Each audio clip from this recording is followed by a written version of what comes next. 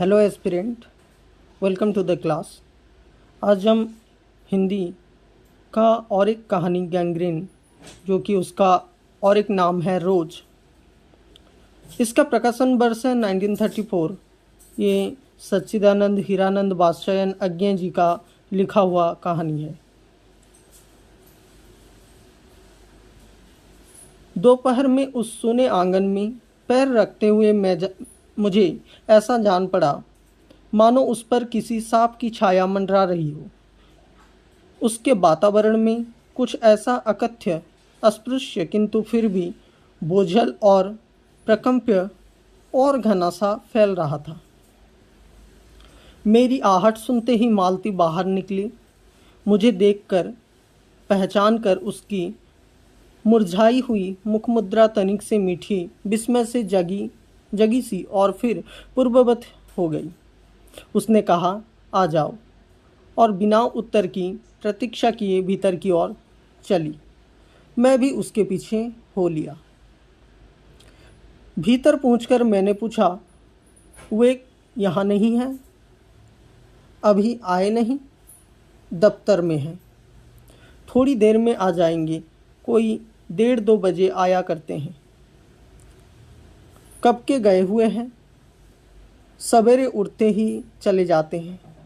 मैं हूँ कर पूछने को हुआ, और इतनी देर क्या करती हो? पर फिर सोचा, आते ही एकाएक प्रश्न ठीक नहीं। मैं कमरे के चारों ओर देखने लगा। मालती एक पंखा उठा लाई और मुझे हवा करने लगी। मैंने आपत्ति करते हुए कहा, नहीं, मुझे नहीं चाहिए। पर वह नहीं मानी। बोली, वाह, चाहिए कैसे नहीं? इतनी धूप में तो आए हो यहाँ तो। मैंने कहा, अच्छा लाओ, मुझे दे दो। वह शायद ना करने वाली थी, पर तभी दूसरे कमरे से शिशु के रोने की आवाज़ सुनकर उसने चुपचाप पंखा मुझे दे दिया और घुटनों पर हाथ टेक कर एक थकी हुई हूँ करके उठी और भीतर चली गई। मैं उसके जाते हुए दुबले शरीर को देखकर सोचता रहा, यह क्या है? यह कैसी छाया सी इस घर पर छाई हुई है। मालती मेरी दूर के रिश्ते की बहन है, किंतु उसे सखी कहना ही उचित है, क्योंकि हमारा परस्पर संबंध शक का ही रहा है। हम बचपन से इकट्ठे खेले हैं, इकट्ठे लड़े और पीटे हैं, और हमारी पढ़ाई भी बहुत सी इकट्ठे ही हुई थी। और हमारे व्यवहार में सदा शक्य की स्वेच्छा और स्वच्छंदता रही है। वह कभी भातृत्व के या बड़े छोटेपन के बंधनों में नहीं घिरा। मैं आज कोई 4 वर्ष बाद उसे देखने के लिए आया हूँ। जब मैंने उसे इससे पूर्व देखा था, तब वह लड़की ही थी। अब वह विवाहिता है, एक बच्चे की माँ भी है। इससे कोई परिवर्तन उसमें आया होगा, और यदि आया होगा तो क्या, यह मैंने अभी तक सोचा नहीं था। किंतु अब उसी फिट की ओर देखता हुआ मैं सोच रहा था, यह कैसी छाया इस घर पर छाई हुई है, और विशेषतः मालती पर। मालती बच्चे को लेकर लौट आई और फिर मुझसे कुछ दूर नीचे बिछी हुई दूरी पर बैठ गई। मैंने अपनी कुर्सी घुमाकर कुछ उसकी ओर उन्मुख होकर पूछा, इसका नाम क्या है? मालती ने बच्चे की ओर देखते हुए उत्तर दिया, नाम तो कोई निश्चित नहीं किया, वैसे टीटी कहते हैं। मैंने उसे बुलाया, टीटी आ जा। पर वह अपनी बड़ी बड़ी आंखों से मेरी ओर देखता हुआ अपनी माँ से चिपट गया और रुआंसा सा होकर कहने लगा, ऊँ ऊँ ऊँ ऊँ। मालती ने फिर उसकी ओर एक नज़र देखा और फिर बाहर आंगन की ओर देखने लगी। काफ़ी देर मौन रहा। थोड़ी देर तक तो वह मौन आकस्मिक ही था, जिसमें मैं प्रतीक्षा में था कि मालती कुछ पूछे, किंतु उसके बाद एकाएक मुझे ध्यान हुआ मालती ने कोई बात ही नहीं की। यह भी नहीं पूछा कि मैं कैसा हूँ, कैसे आया हूँ। चुप बैठी है। क्या विवाह के 2 वर्ष में ही वह बीते दिन भूल गई, या अब मुझे दूर इस विशेष अंतर पर रखना चाहती है? क्योंकि वह निर्वाद स्वच्छंदता अब तो नहीं हो सकती, पर फिर भी ऐसा मौन जैसा अजनबी से भी नहीं होना चाहिए। मैंने कुछ खिन्न सा होकर दूसरी ओर देखते हुए कहा, जान पड़ता है तुम्हें मेरे आने से विशेष प्रसन्नता नहीं हुई। उसने एकाएक चौंक कर कहा, हूँ। यह हूँ प्रश्नसूचक था, किंतु इसलिए नहीं कि मालती ने मेरी बात सुनी नहीं थी, केवल विस्मय के कारण इसलिए मैंने अपनी बात दोहराई नहीं, चुप बैठ रहा। मालती कुछ बोली ही नहीं। तब थोड़ी देर बाद मैंने उसकी ओर देखा। वह एकटक मेरी ओर देख रही थी, किंतु मेरे उधर उन्मुख होते ही उसने आंखों नीचे कर ली। फिर भी मैंने देखा उन आंखों में कुछ विचित्र सा भाव था, मानो मालती के भीतर कहीं कुछ चेष्टा कर रहा हो, किसी बीती हुई बात को याद करने की, किसी बिखरे हुए वायुमंडल को पुनः जगाकर गतिमान करने की, किसी टूटे हुए व्यवहार तंतु को पुनर्जीवित करने की, और चेष्टा में सफल ना हो रही हो, वैसे जैसे देर से प्रयोग में ना लाए हुए अंग को व्यक्ति एकाएक उठाने लगे और पाए कि वह उठता ही नहीं, चिर विस्मृत में मानो मर गया हो। उतने क्षीण बल से, यद्यपि वह सारा प्राप्य बल है, उठ नहीं सकता। मुझे ऐसा जान पड़ा मानो किसी जीवित प्राणी के गले में किसी मृत जंतु का तोक डाल दिया गया। वह उसे उतार कर फेंकना चाहे, पर उतार ना पाए। तभी किसी ने किवाड़ खटखटाए। मैंने मालती की ओर देखा, पर वह हिली नहीं। जब किवाड़ दूसरी बार खटखटाए गए, तब वह शिशु को अलग करके उठी और किवाड़ खोलने लगी। वे यानी मालती के पति आए। मैंने उन्हें पहली बार देखा था, यद्यपि फोटो से उन्हें पहचानता था। परिचित हुआ। मालती खाना तैयार करने आंगन में चली गई और हम दोनों भीतर बैठकर बातचीत करने लगे। उनकी नौकरी के बारे में, उनके जीवन के बारे में, उस स्थान के बारे में और ऐसे अन्य विषयों के बारे में जो पहले परिचय पर उठा करते हैं। एक तरह का स्वरक्षात्मक कवच बनकर। मालती के पति का नाम है महेश्वर। वह एक पहाड़ी गांव में सरकारी डिस्पेंसरी के डॉक्टर है। उसी हैसियत से इन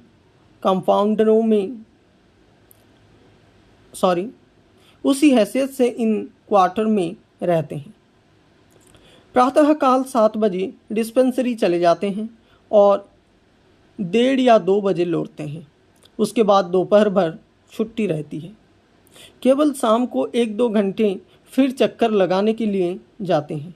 डिस्पेंसरी के साथ के छोटे से अस्पताल में पड़े हुए रोगियों को देखने और अन्य जरूरी हिदायतों करने उनका जीवन भी बिल्कुल एक निर्दिष्ट दर्जे पर चलता है।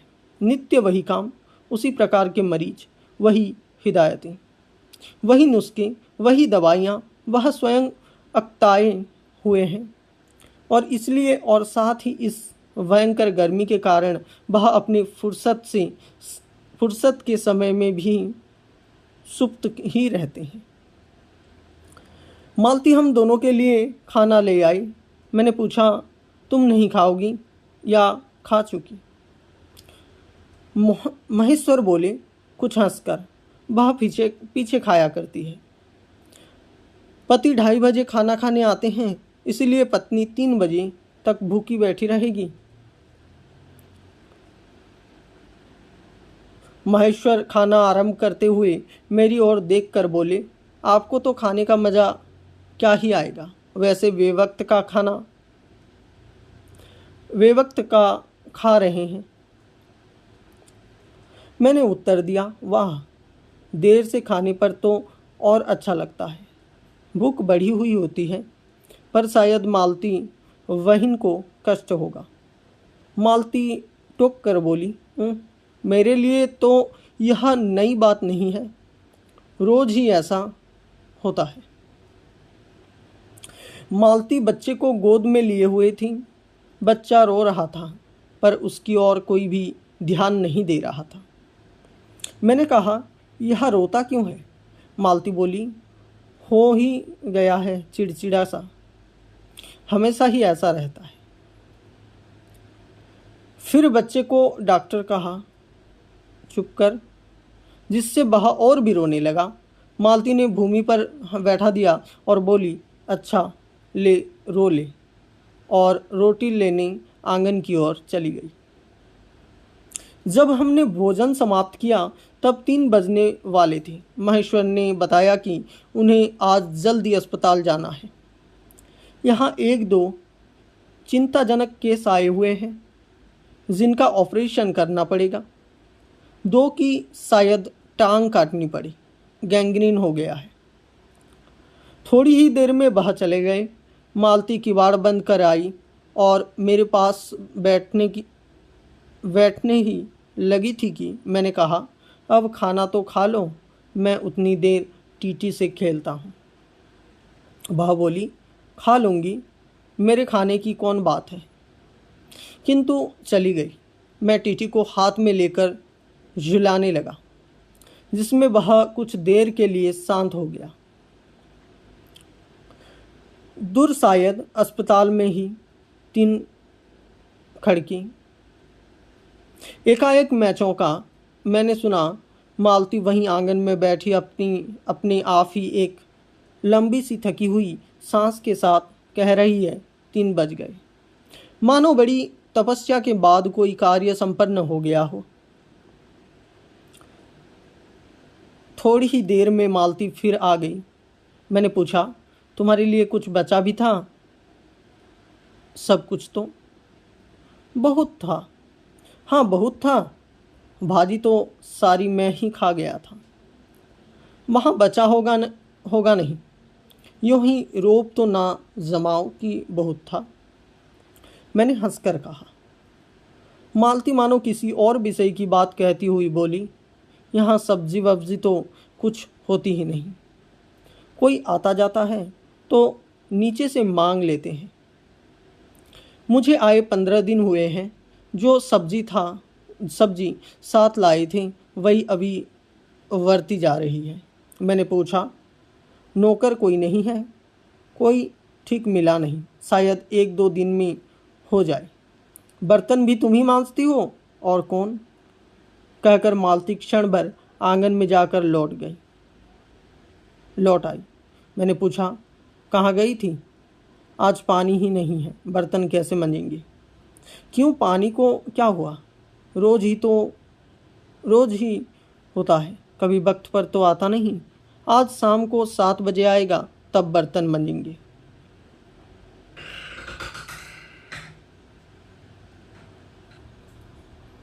चलो, तुम्हें 7 बजे तक छुट्टी हुई। कहते हुए मैं मन ही मन सोचने लगा, अब इसे रात के 11 बजे तक काम करना पड़ेगा। छुट्टी क्या खाक हुई। यही उसने कहा। मेरे पास कोई उत्तर नहीं था, पर मेरी सहायता टीटी ने की। एकाएक फिर रोने लगा और मालती के पास जाने की चेष्टा करने लगा। मैंने उसे दे दिया। थोड़ी देर फिर मौन रहा। मैंने जेब से अपनी नोटबुक निकाली और पिछले दिनों के लिखे हुए नोट देखने लगा। तब मालती को याद आया कि उसने मेरे आने का कारण तो पूछा नहीं और बोली, यहाँ आए कैसे? मैंने कहा ही तो। अच्छा, अब याद आया, तुमसे मिलने आया था। और क्या करने? तो 2-1 दिन रहोगे ना? नहीं, कल चला जाऊंगा, ज़रूरी जाना है। मालती कुछ नहीं बोली, कुछ खिन्न सी हो गई। मैं फिर नोटबुक की तरफ देखने लगा।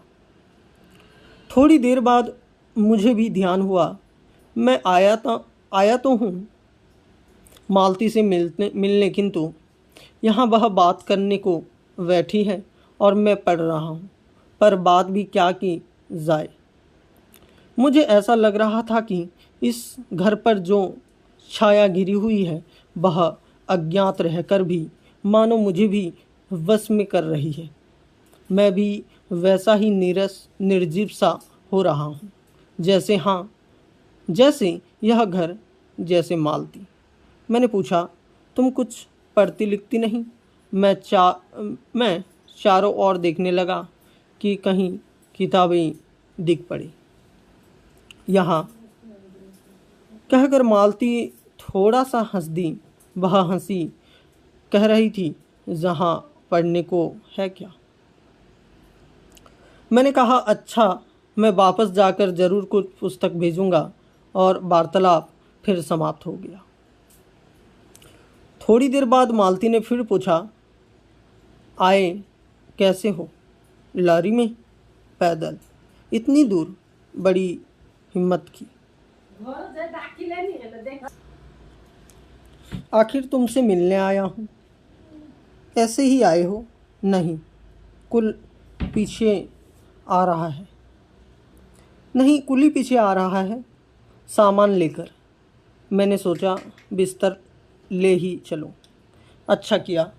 यहाँ तो बस कहकर मालती चुप रह गई। फिर बोली, तब तुम थके होगे, लेट जाओ। नहीं, बिल्कुल नहीं थका। रहने भी दो, थके नहीं, भला थके हैं। और तुम क्या करोगी? मैं बर्तन मांज रखती हूँ, पानी आएगा तो धुल जाएंगे। मैंने कहा, वाह, क्योंकि और कोई बात मुझे सूझी नहीं।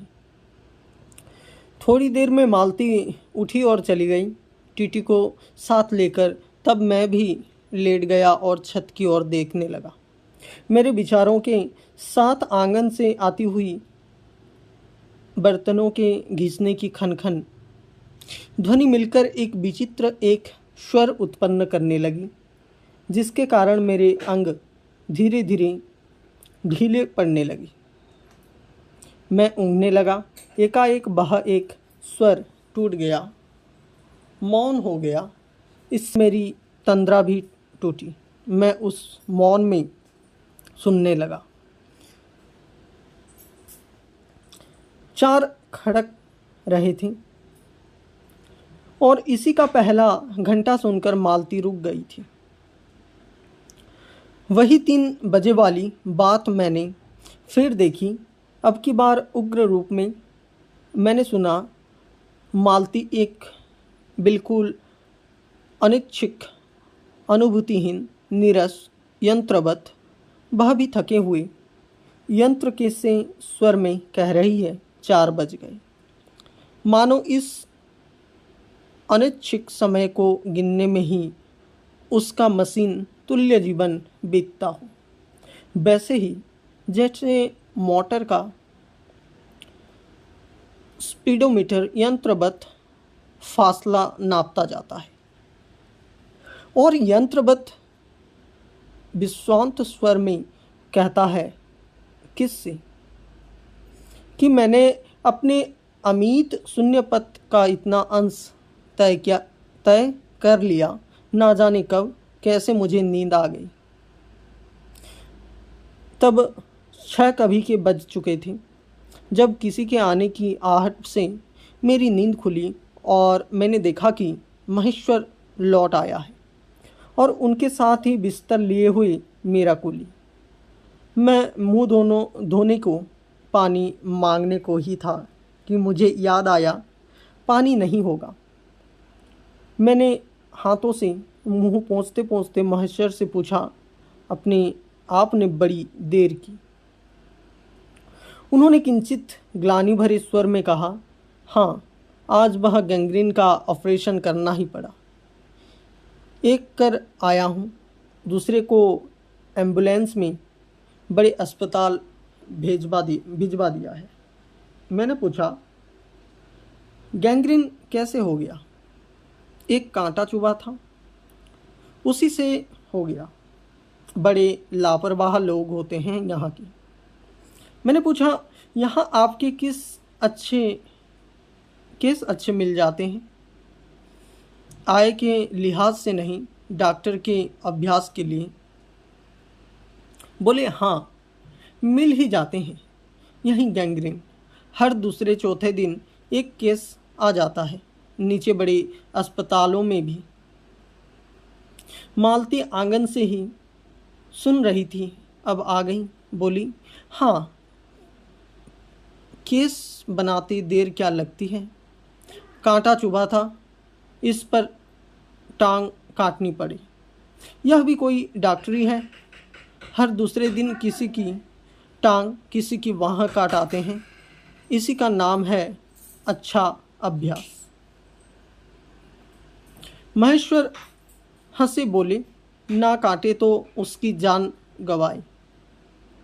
हाँ, पहले तो दुनिया में कांटे ही नहीं होते होंगे। आज तक तो सुना नहीं था कि कांटे के चुभने से मर जाते हैं। महेश्वर ने उत्तर नहीं दिया, मुस्कुरा दिए।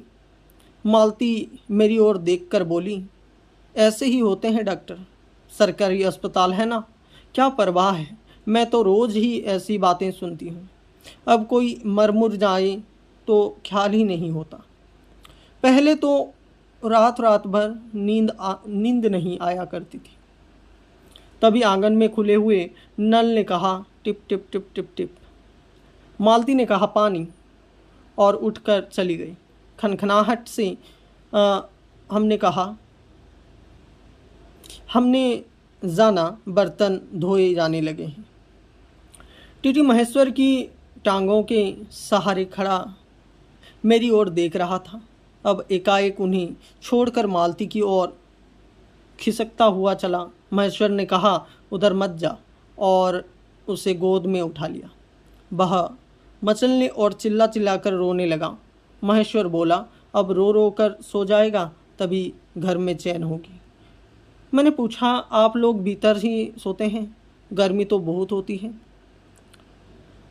होने को तो मच्छर भी बहुत होते हैं, पर यह लोहे के पलंग उठाकर बाहर कौन ले जाए। अब के नीचे जाएंगे तो चारपाइयाँ ले आएंगे। फिर कुछ रुक कर बोले, आज तो बाहर ही सोएंगे, आपके आने का इतना लाभ ही होगा। टीटी अभी तक रोता ही जा रहा था। महेश्वर ने उसे एक पलंग पर बिठा दिया और पलंग बाहर खींचने लगी। मैंने कहा, मैं मदद करता हूँ, और दूसरी ओर से पलंग उठाकर निकलवा दी।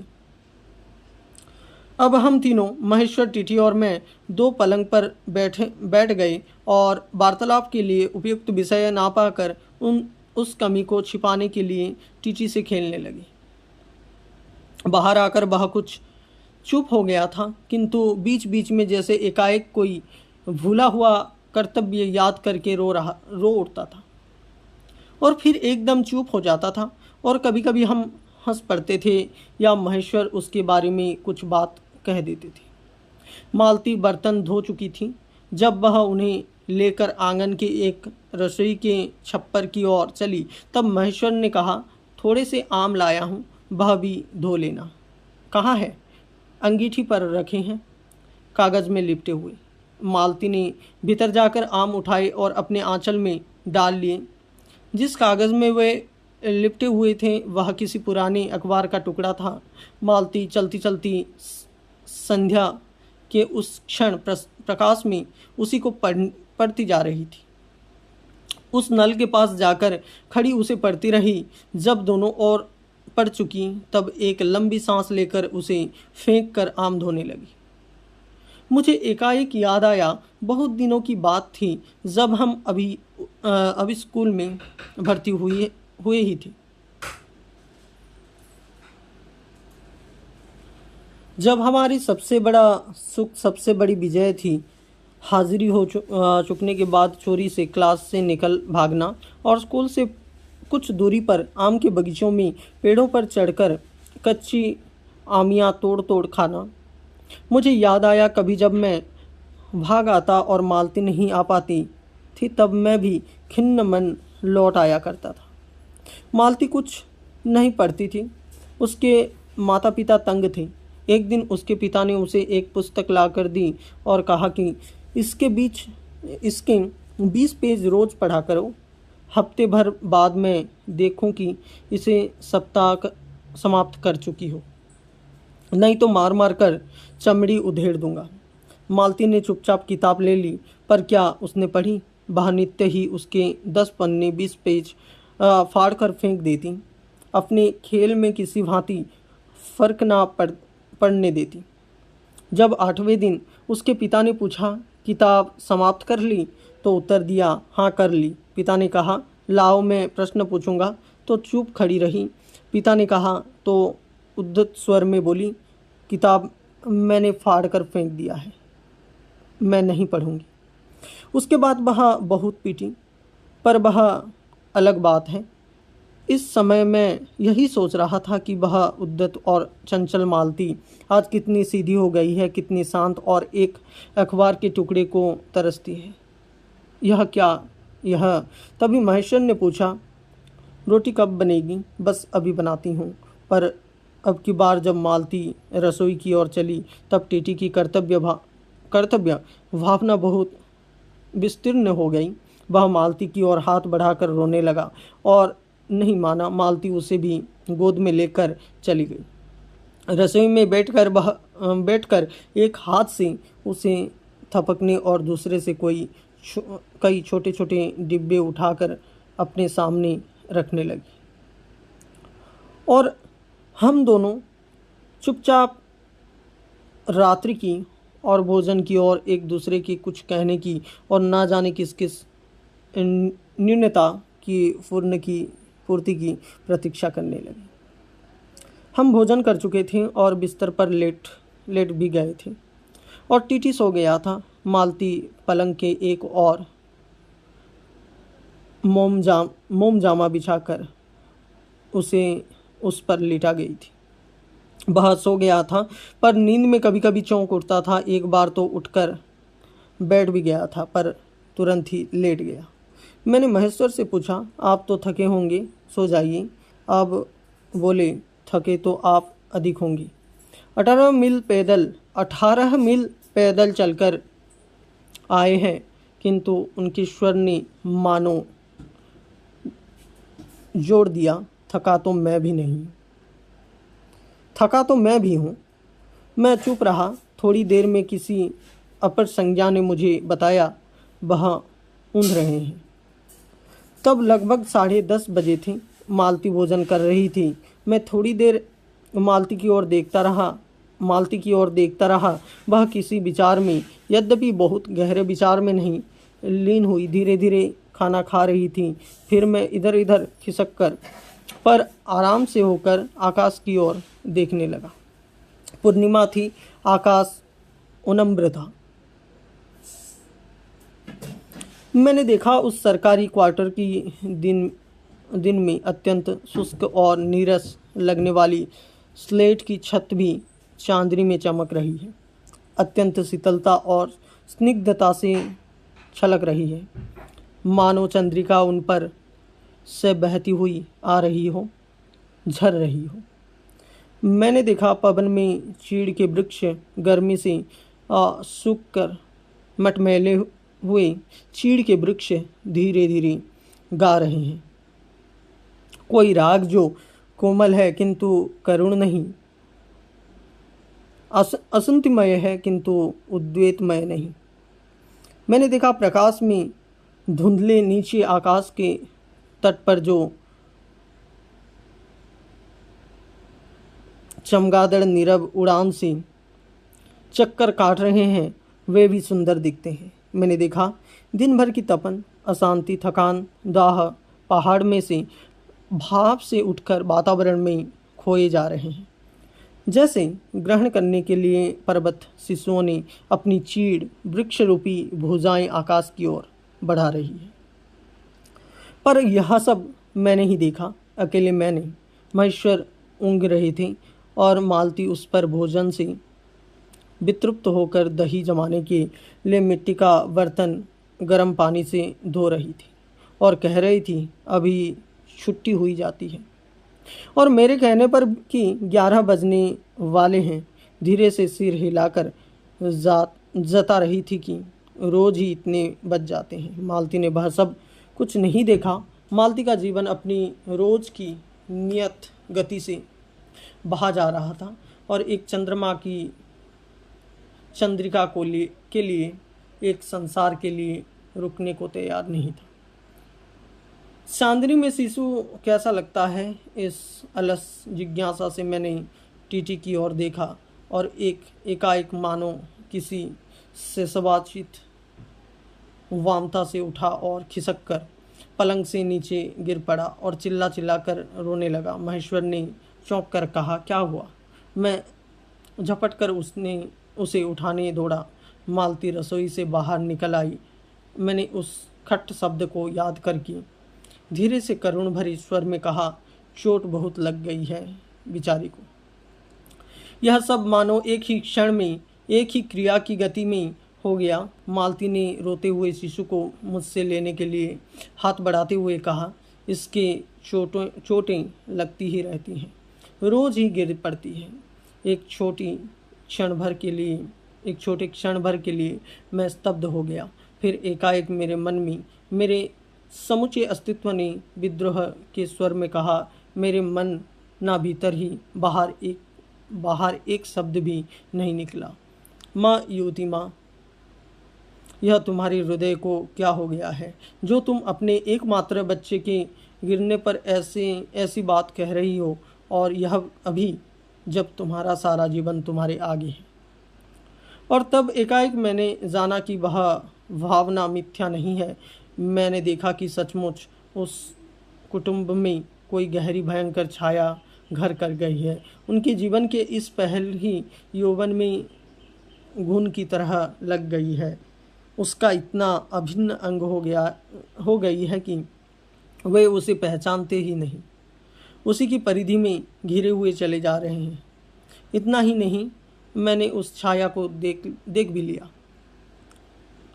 इतनी देर में पूर्ववत शांति हो गई थी। महेश्वर फिर लेट कर ऊँघ रहे थे। टीटी मालती के लेटे हुए शरीर से चिपट कर चुप हो गया था। यद्यपि कभी एक आध सिसकी और छोटे से शरीर को हिला देती थी। मैं भी अनुभव करने लगा था कि बिस्तर अच्छा सा लग रहा है। मालती चुपचाप ऊपर आकाश में देख रही थी, किंतु क्या चंद्रिका को या तारों को। तभी 11 का घंटा बजा। मैंने अपनी भारी हो रही पलकों उठाकर अकस्मात किसी अस्पष्ट प्रतीक्षा से मालती की ओर देखा। 11 के पहले घंटे की खड़कन के साथ ही मालती की छाती एकाएक फफोले की भांति उठी और धीरे धीरे बैठने लगी, और घंटा ध्वनि के कंपन के साथ ही मुख हो जाने वाली आवाज़ में उसने कहा, 11 बज गए। Thank you so much for watching.